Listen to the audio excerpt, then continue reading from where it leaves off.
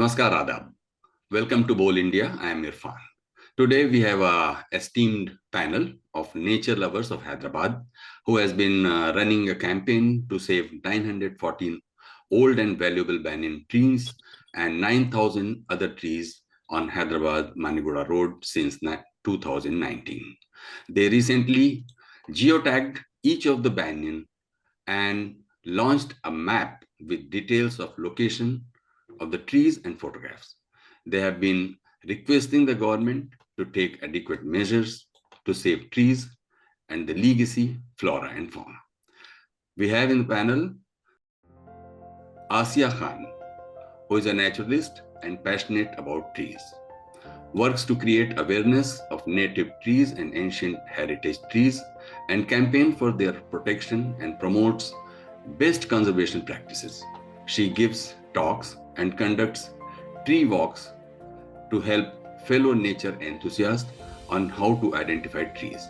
As part of the conservation efforts by the Aga Khan Trust for Culture at the Qutb Shahi Heritage Park, she has conducted a survey to document the flora and fauna of Tomb Complex.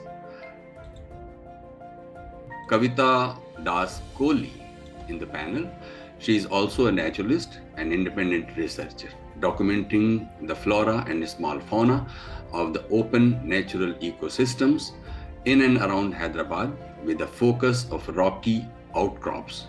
She is happy to light and spark curiosity and share her findings through trees, nature walks, and talks. Kobita continues to guide and actively class along with Sadhana Ramachandar at Vidyaranya School for 2 decades now. She is a postgraduate in plant sciences and MPhil in plant physiology.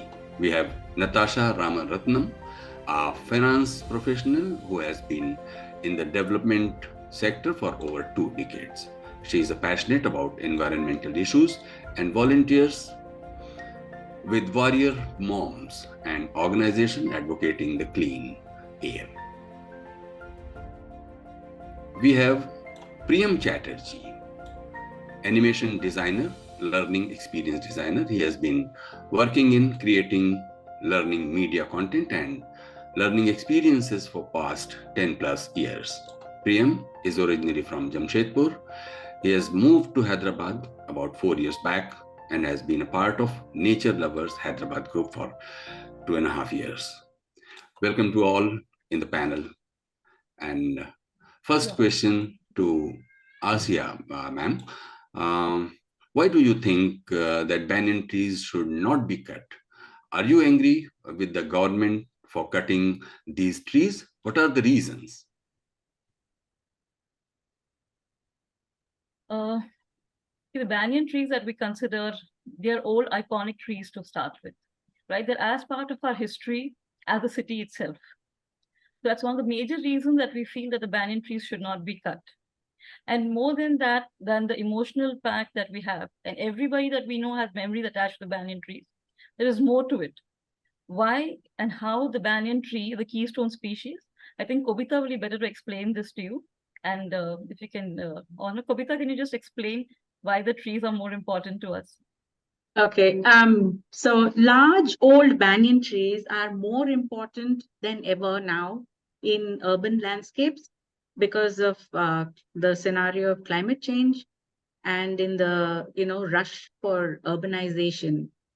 Especially in our semi-arid region, large old trees, they provide essential services and aid in increasing and sustaining biodiversity and as well as improving the well-being of citizens. So these essential services are rendered by the banyan because of its unique biology. And due to that, they provide abundant food and shelter, these large old banyans, for biodiversity and wildlife. They also provide favorable microclimates that benefit us humans. They also are responsible for erosion control, carbon sequestration, and air pollution reduction, which are all required right now for the cities, for Hyderabad, because of our stressed and deteriorating environments. These are essential services that the large old trees provide. On which arguments of the government do you not agree and why? What has been the attitude of government officials in this matter? So there were two arguments, the government had, which which did not pacify us actually. One was that they would translocate the trees, and they say that most banyans survive.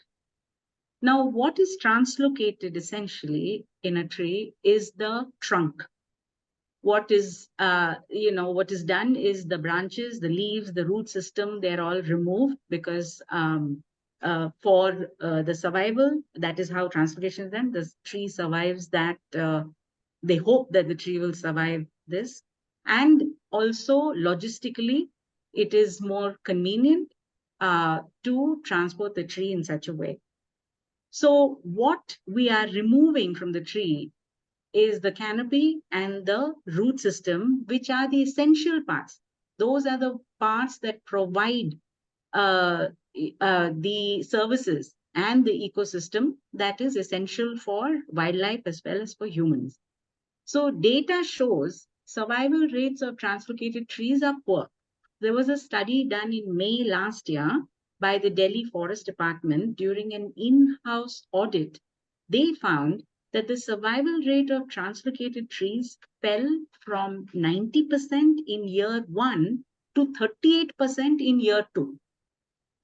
So, and then also our observations from 2019, we were observing these trees and counting them. And we realized that they had done an earlier set of translocations. And we found that along the same road, 46-kilometer stretch, they showed a survival rate of less than 16%. And these were all banyans, which were not even giants. They were mid-sized to smaller trees.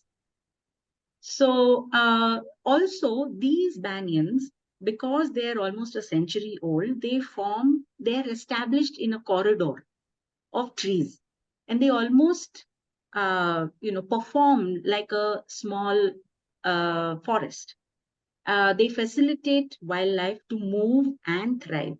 So removing this entire stretch of 914 banyans, or most of them, as they have said, will be a compounded loss. It's much more than removing a single tree or two trees, right? So that did not go down well with us. The other point that they made was they will do compensatory afforestation to replace these translocated banyans. So the thing is, the value of a large old banyan is many-fold. It's almost, difficult to put a value on it. But the saplings that will replace the banyans will take about 30 to 40 years to mature. And in that time, we are at the risk of losing a whole lot of wildlife, as well as all the services that these banyans have been providing us. And those services are essential right now in changing climate scenario and in rapid urbanization, right? So compensatory afforestation is something that we are skeptical about. And, even a group of 10-year-old trees will not be able to provide the same scale of services that these old, large banyans can provide. So these are the 2 points. Good. So now coming over to you, Asiya, do you think the state and central government are acting in the same way regarding removal of trees? See, when you talk about the tree or this highway in particular, it is the NHI which is in charge. So that becomes a central government thing. But the cutting of the trees is given to the road and buildings department, which comes under the state government. So firstly, we have two, different government bodies that are acting together, and they rarely act in tandem firstly, right? So we had to actually approach both of them. So first we went to the NHI to check if how the alignment was done, if it was in proper order, and also told them that the Banyans, the alignment that they had shown or the tender they had shown on how the road was being laid, most of the trees were being destroyed or were being chopped indiscriminately, right? So then we had to point out to them if they could look an alternate way in which they could, the most of the trees could be saved. And when we approached them, they were, of course, very kind. They gave a very nice listening ear, and they gave us saying that, yes, we will look into this. We try to save the maximum trees as possible. And then we also approached our R&B minister, and he also told us that, yes, he would talk to the NHI department and see to it that the minimum trees were chopped. So everybody was very kind when we met them, and everybody agreed to us in paper, right? I mean, not actually on paper, but only when we met them. So verbally, everybody was very happy that most of us, though we had no stake on the road, and we were just doing it for the trees itself, and everybody was very positive on the outlook. But as time went by, we realized that it was not the case. It was not how things were, and they were continuing to keep the old alignment, which they had started in 2018. That we had started the petition in 2019. Nothing was changed. The same alignment was being carried out. So everything is just verbally they're going on, but they were continuing with whatever they had earlier seen in mind. And the causes that they were giving, that why the road alignment has to be how it was, because it is important that roads had to be widened and traffic was getting more and accidents were being caused. But as we saw, the alignment was the same. The road continued to twist and turn, right? So there was no way that that the trees could be saved if they wanted to. They were not even looking at alternate ways. So I mean, so that's it. I mean, they were positive when you go and meet them, but nothing was actually coming out. I think, Natasha, you could just fill us in more about this. Yeah, I think you've covered most of it, Asiya. Really, we met officials from NHAI, and we met several people from the state government. And like Asiya said, it was, on face, they were all saying we love trees. But it really, their only argument was don't come in the way of development. And they defined development. And in fact, one person in so many words said, development means a single road becomes a 2-lane highway, a 2-lane highway becomes a 4-lane highway, a 4-lane highway becomes a 6-lane highway. I really don't know where that 6-lane highway will become.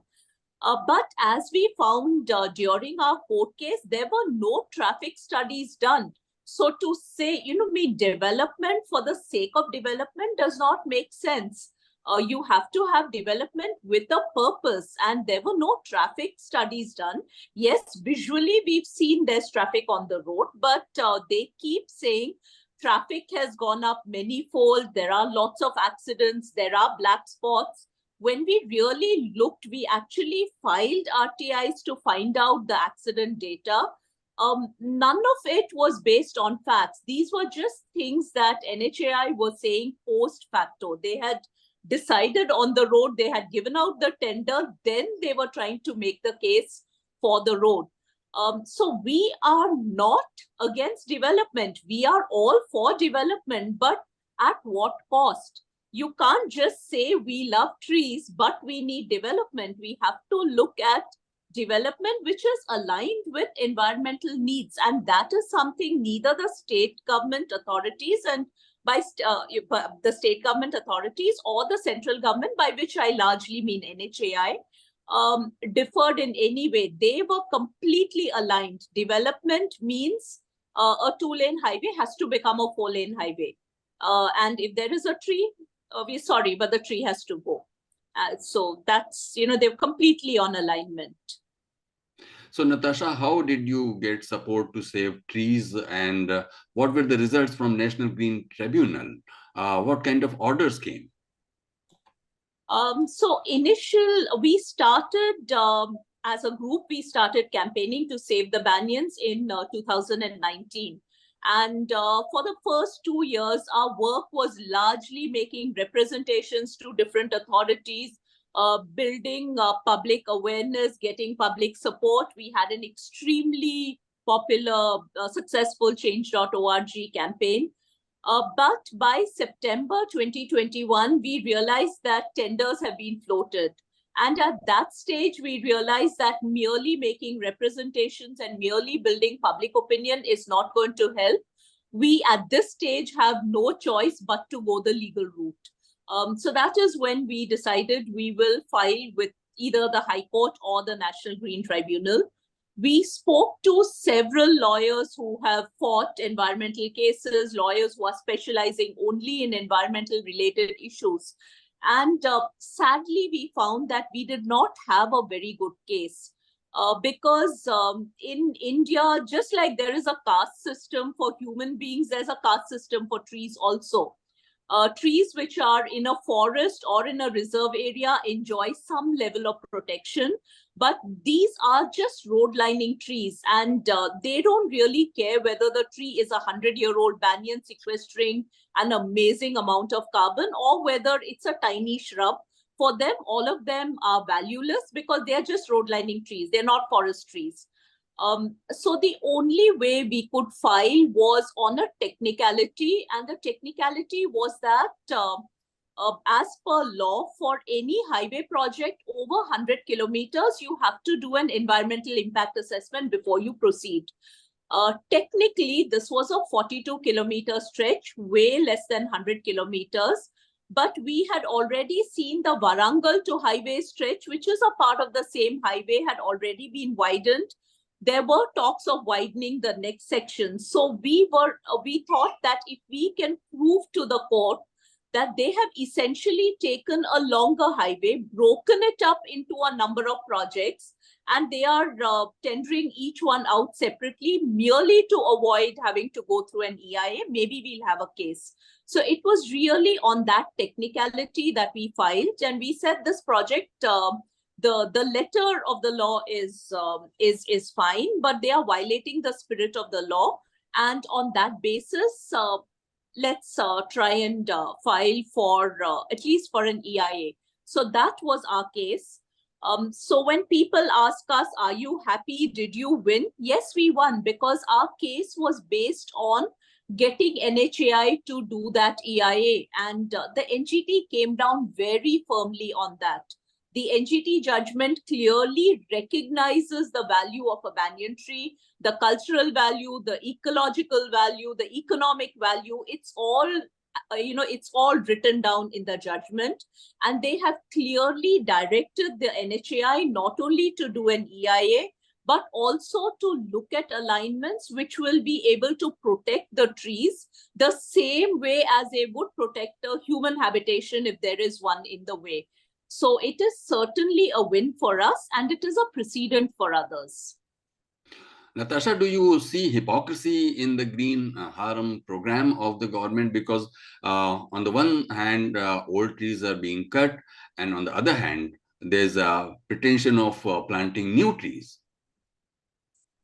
We certainly see there is a disconnect between the words and the deeds of the government. We have been tracking the Harita Haram for several years, and this is what most of us feel. Asiya, would you want to elaborate, because you've done more work on this? Exactly. But one thing that we have realized is, like how Natasha had said about, we only think of forest and think of trees. But when you go abroad, and you want to go in sightseeing, we just don't look like monuments. People actually travel to see the giant sequoias of California, or the large pines of, of UK, or the old oaks there. The similar thing we don't realize back home in India, right? We again talk in Hyderabad, all you can think of the Charminar or the Osmania Hospital or the High Court, huge, magnificent buildings people would want to go to. But what about adding the natural heritage to it? We do not think. And we have so many iconic trees in India and in Hyderabad, right? That goes from the huge tamarind trees in Osmania Park to the our banyan trees. And when you talk about the Harita Haram program, why I have brought this in here is, Harita Haram means a green garland, right? And to have the green garland, they have planted so many trees in Hyderabad. And now Telangana is considered one of the largest plantations, right? We've got prizes for that. And when you have this haram, after you've geotagged the trees, if you look at the Google map, you will see the banyans in a lovely forming a natural haram. So this could actually be the logo for the Harita Haram program. When the government is talking about Harita Haram, they don't have to use anything else rather than this string of banyans that have actually form a garland by themselves. So sometimes you think that, okay, we are talking about a green garland and we are so unaware of an existing green garland. And now when it's come to the forefront, now when you realize it's there, we really should work to protect it, right? Okay, maybe you are unaware of it. It's a bit in Hyderabad, though I sincerely doubt how anybody can unaware, because everybody, whoever you ask, what memories do you have of Hyderabad, of picnics in Hyderabad?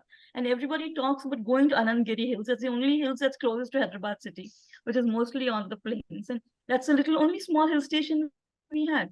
So everybody who's made that trek to Anandgiri Hills has passed these iconic banyans. So everybody, I think, would really actually want to save it. It's so much part of our heritage. So you think of Charminar and then you think of green trees, and all that you think of is, oh yes, those banyans. The banyan that we used to swing, the roots, the prop roots, as children, you used to swing on them. The family used to picnic around them.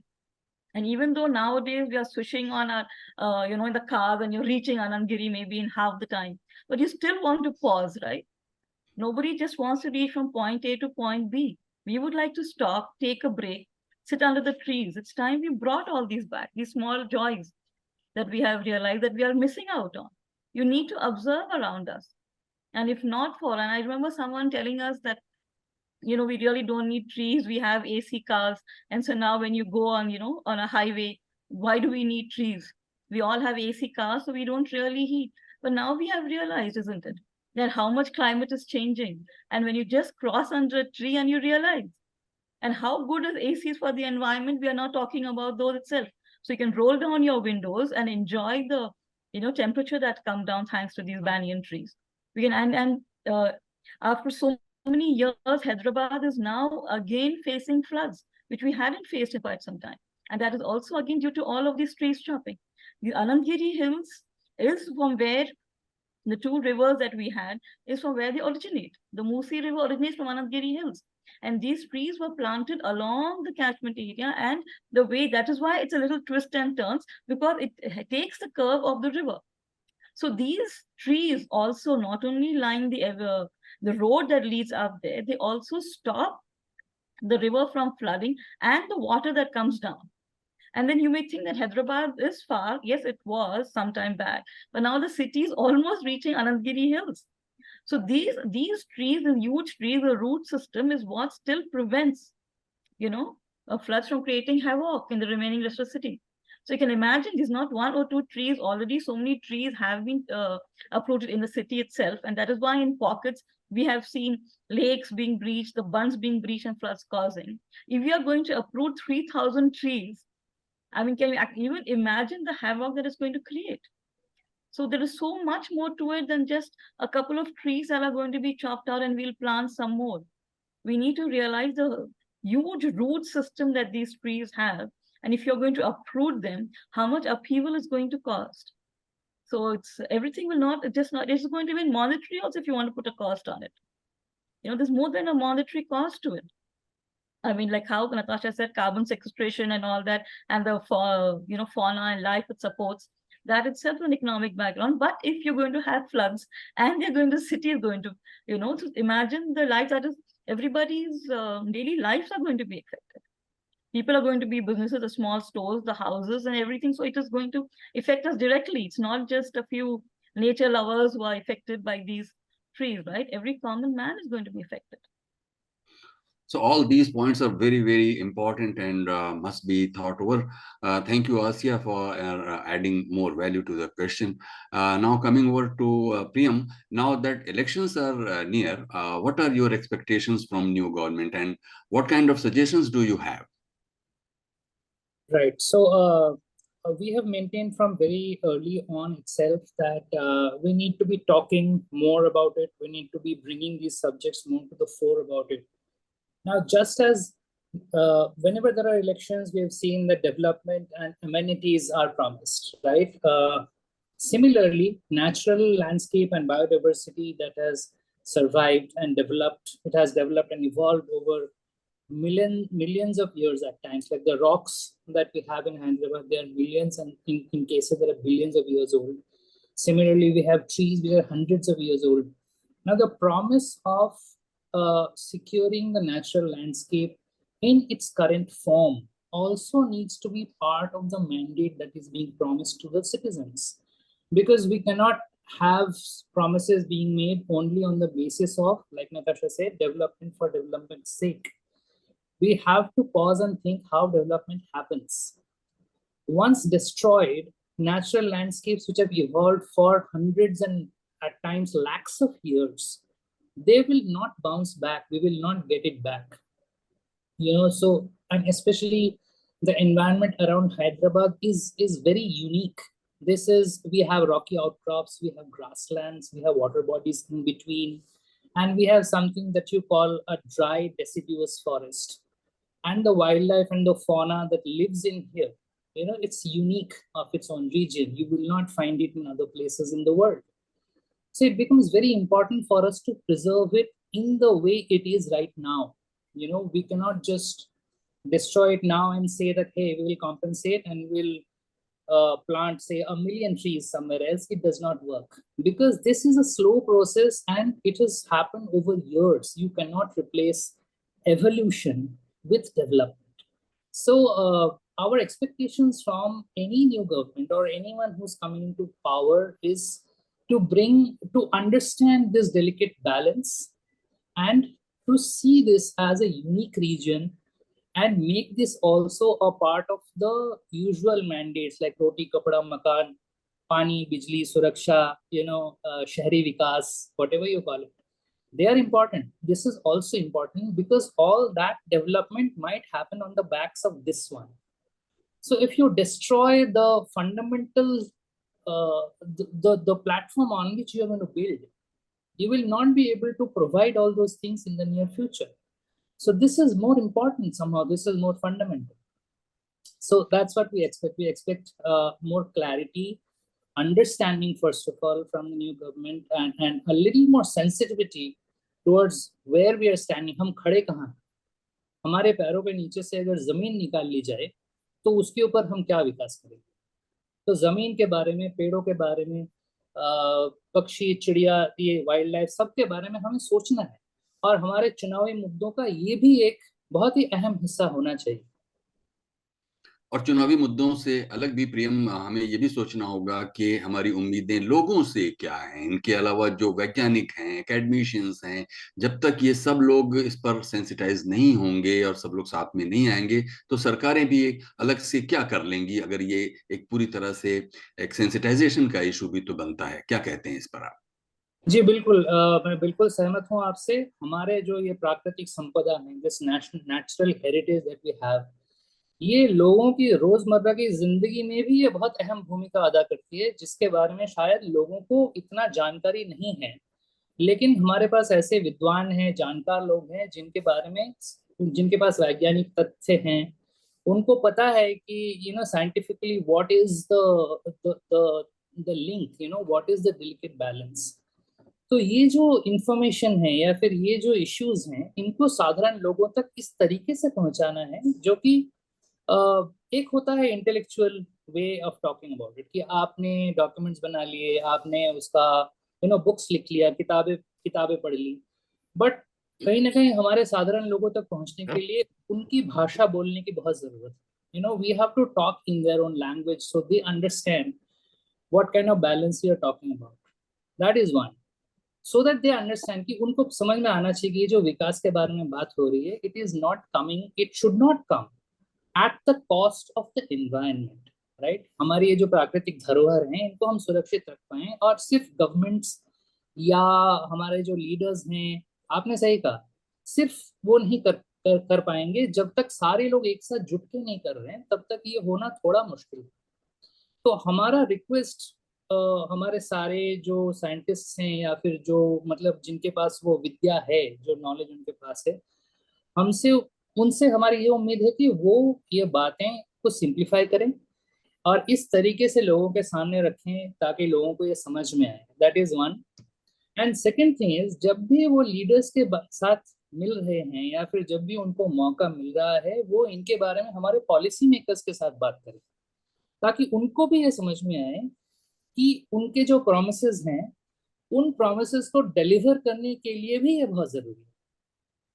तो मतलब ऐसा नहीं होना चाहिए कि आगे जाके हम सिर्फ एनवायरमेंटल क्राइसिस कंट्रोल कर रहे हैं, राइट। हमें अब भी कोरोना से हम निकले हैं, अभी 2 साल हुए, फिर हैदराबाद में बाढ़ होने लगी है, जैसे आसिया वाज टॉकिंग अबाउट। तो आगे ऐसा नहीं होना चाहिए कि हमारे जितने भी रिसोर्सेज हैं, जितना भी पैसा है, जितना भी हमारा डेवलपमेंट है, जो पैसे हम कमा रहे हैं, फॉरेन एक्सचेंज जो भी है, वो हम इसी चीज में खर्च कर रहे हैं कि हम सिर्फ क्राइसिस कंट्रोल करें। We can not be in crisis control mode all the time, right.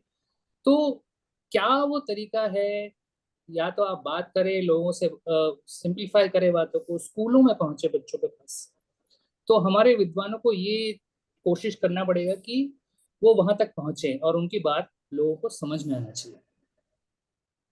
बहुत शुक्रिया प्रियम, आपने ये भी बहुत ज़रूरी बात उठाई है, जिसमें एक 360 एक व्यू मिलता है हमको कि मामला सिर्फ इतना नहीं है कि सिर्फ सरकारें या कोई नोडल एजेंसियां इस पे काम करें, बल्कि ये सब लोगों की एक जिम्मेदारी है। Now coming over to you Asiya, do you think the tribunal should have been taken a much firmer stand given the planetary जो climate crisis that we are facing, and given that the trees play a crucial role as a carbon sink? I think the tribunal has actually come up with quite a good answer. They have asked us, the question that we had put forward was that the EIA should be done, the environment impact. So that's what they asked for, कि हाँ ये नहीं किया, वो करना चाहिए। And जैसा हमने रियलाइज किया है, जैसे कोई भी प्रोजेक्ट होता है, आज का जो टनल का भी प्रोजेक्ट चल रहा है, वो हमने रियलाइज किया है, और अब पता चल रहा है कि भी उसमें भी ये इम्पैक्ट एनालिसिस नहीं किया। तो आज देखिए कितना बड़ा क्राइसिस निकल आया है, 40 जनों की जिंदगी और मौत का सवाल। तो हम लोग कभी कभी सोचते कि नहीं भाई जरूरत नहीं है, क्या बड़ी चीज है, ये तो टनल दुनिया भर में बनते जा रहे हैं, हम भी एक बना लेंगे, इसके लिए क्या है ये टाइम स्पेंड करें इतना, ये ये सब क्यों करें, और वो चल पड़े। वैसे ये हाईवे तो हर रोज बनते आए दिन बनते आ रहे हैं, तो उन्होंने भी सोचा होगा कि जरूरत नहीं है इसकी। लेकिन हम लोग अभी देख रहे हैं कि कितनी जरूरत है ये सारी चीजों की। ये क्यों रूल बुक में लिखा गया है कि आप जब इतना बड़ा काम करते हैं, ये इम्पैक्ट असेसमेंट करना क्यों जरूरी है ना। ये नताशा आपको और बताएंगी इसके बारे में, उन्होंने और क्या, नताशा आप shed some more light on this? So a lot of people have asked us this question, are you satisfied with the judgment? Is it a win? Yes, it is a win, because unfortunately, if you look at the environmental law framework in the country, it is very directive, it is not punitive. So it just directs that this should be done, this should not be done. There is no real punishment except in the Wildlife Conservation Act. So really, in the larger legal framework, the court has, when we approached the NGT itself, we knew that this is the legal framework and this is all we can expect. Legally, there is what, the job of a court is to give a judgment, is to look at is to evaluate the laws and see where you come in. The court has certainly done everything that they were supposed to do.